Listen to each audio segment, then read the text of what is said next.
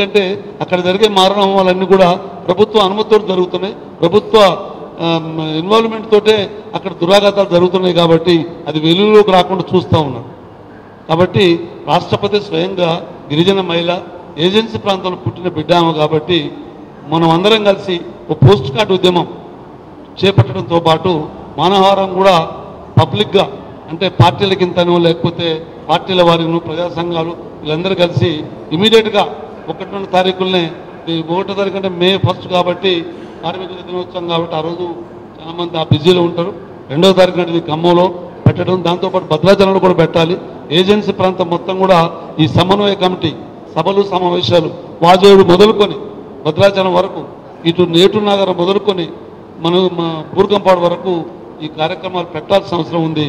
ఇలా వాళ్ళని చైతన్యం చేసి ఆదివాసీలకు మనోధైర్యాన్ని కల్పించాల్సిన అవసరం ఈ రాజకీయ పార్టీలు ప్రజా సంఘాల నుంచి మనవి చేస్తున్నా. ఎందుకంటే వాజేడు మండలంలోని పెంగోలు కోయవీరాపురం నుంచి పెంగోలు మీదుగా డోలి చెలిమిల గుట్ట మీద దాన్ని కూడా పోలీసులే ఉన్నారు.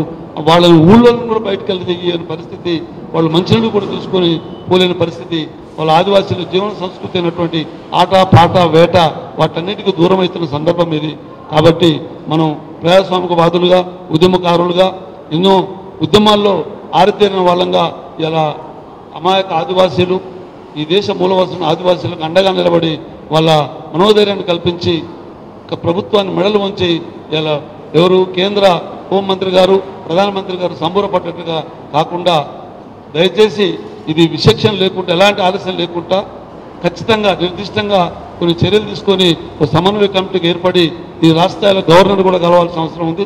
అదేవిధంగా రాష్ట్రపతికి ఖచ్చితంగా ఇక్కడి నుంచి పోస్ట్ కార్డు ఉద్యమం చేపట్టడం మూలంగా 1 లక్ష సుమారుగా పంపిస్తే ఎంత మూర్ఖులైనా దాన్ని ఆలోచిస్తారు. కాబట్టి ప్రధానమంత్రి హోంమంత్రి ఇద్దరు కూడా వన్ సైడ్గా వాళ్ళు చాలా గొప్ప పని చేస్తున్నట్టుగా అభ్యుదయకరమైనటువంటి పనులు చేస్తున్నట్టుగా భావిస్తున్నారు. కాబట్టి దీన్ని మనందరం నిరసిస్తూ ఉన్నాం కనుక ఖచ్చితంగా పోస్ట్ కార్డులో వివరిస్తూ రాష్ట్రపతికి ఉపరాష్ట్రపతికి వీళ్ళకి పంపించాల్సిన అవసరం ఉంది.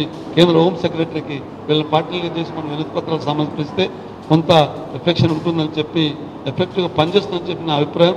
నేను తెలంగాణ జనసమితిగా గతంలో ముఖ్యంగా రాష్ట్రపతికి తర్వాత గవర్నర్ గారు కూడా వినతి పత్రాలు ఇచ్చాం.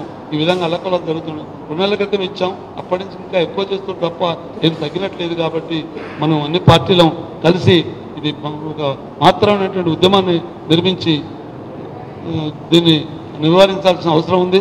నాగన్న కూడా ఎమ్మెల్సీ గారు వారు పిసిసి ఉపాధ్యక్షులు కూడా కాబట్టి వారు ప్రభుత్వాన్ని కూడా ఒప్పించి పెట్టుకునే సభలు సమావేశాలకు అనుమతులు తీసుకొని పోలీస్ క్యాంపులు ఎత్తివేసే విధంగా రక్షణ శాఖ పేరుతో ఏర్పాటు చేస్తున్న ఇవన్నీ బిఎస్ఎఫ్ సిఆర్పిఎఫ్ ఇవన్నీ ఎత్తేయాలి. అక్కడ క్యాంపులలో ఉంటే చాలా ఇబ్బందికరంగా ఉంది కనుక ప్రభుత్వానికి ఒక వినతి పత్రం ముఖ్యమంత్రి గారి గురించి మన ప్రాంతంలో అవి ఉన్నాయి కాబట్టి వాటిని రద్దు చేయాలని చెప్పి డిమాండ్ చేస్తూ నాకు